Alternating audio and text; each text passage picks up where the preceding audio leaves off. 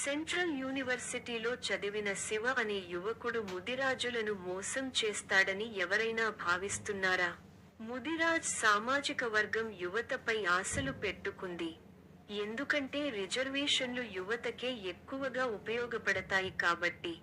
చిరకాలంగా బీసీల డిమాండ్ పరిష్కారం కాకుండా సుప్రీంకోర్టులో 12 సంవత్సరాలు వాదనలు లేకుండా ఉంటాయి. 11-10-2022 నాడు ముదిరాజు నాయకుల సమ్మతితోనే రాష్ట్ర పరిధికి వచ్చిన సంగతి ఒక విద్యార్థిగా నీకు తెలియదా?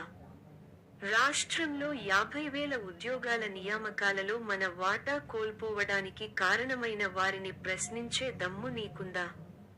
మళ్ళీ మే నెలలో వెలువడే నోటిఫికేషన్లు మన వాటా కోల్పోతామా? లేదా ముదిరాజ్ సంఘాలు ఉపసంహరించుకున్నాయని తెలిసి కూడా వారిని ప్రశ్నించే ధైర్యం లేక వారికి బానిసగా పనిచేస్తూ బస్సు యాత్ర ద్వారా ప్రభుత్వాన్ని హెచ్చరిస్తున్నట్టు ముదిరాజులను మోసగించడం కరెక్టేనా? ఎందుకు నీ నాటకాలు, నటనలు? నీ మనస్సాక్షిని అడుగు. నీకు నిజంగా బీసీఏ కావాలని ఉందా? లేక రిజర్వేషన్లు అవసరం లేదు? ఒక విద్యావంతునిగా గో 15/2009 హైకోర్టు తీర్పును నువ్వు చదివావా? చదివితే అర్థమై కూడా తెలియనట్టు నటిస్తున్నావా? లేక అర్థం చేసుకోలేకపోయావా?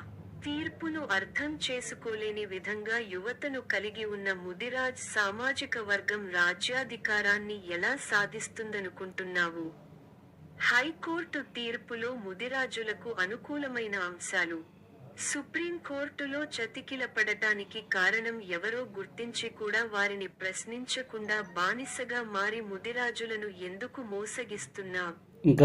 రాజ్యాధికారం అనే డిమాండ్ ద్వారా ముదిరాజులను మోసగించడం కాదా? అది నీ మనస్సాక్షికే వదిలేస్తున్నాము. నీకు బస్సు సమకూర్చింది ఎవరు? వారు బాహాటంగా ఎందుకు ముదిరాజుల ముందుకు రాలేకపోతున్నారు? చెప్పగలవా? ఒకవైపు రాష్ట్రంలోని పార్టీలను విమర్శిస్తూ మరొకవైపు ప్రతి పార్టీని వారు చేసింది మంచి అని చెప్తున్నావు. పార్టీలను హెచ్చరిస్తున్నావా? బానిసత్వం చేస్తున్నావా? నీ మనస్సాక్షిని ప్రశ్నించుకో. నీకు నీవుగా ఒక క్లారిటీతో లేకపోవడం ముదిరాజ్ సమాజం సిగ్గుతో తలదించుకుంటుంది. యువకునిగా ముదిరాజులకు తలవంపుగా మారకు.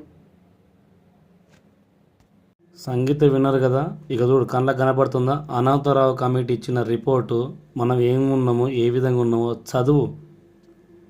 మన భారతదేశానికి ద్రోహం చేసిన వాడిని ద్రోహి అంటారు. మరి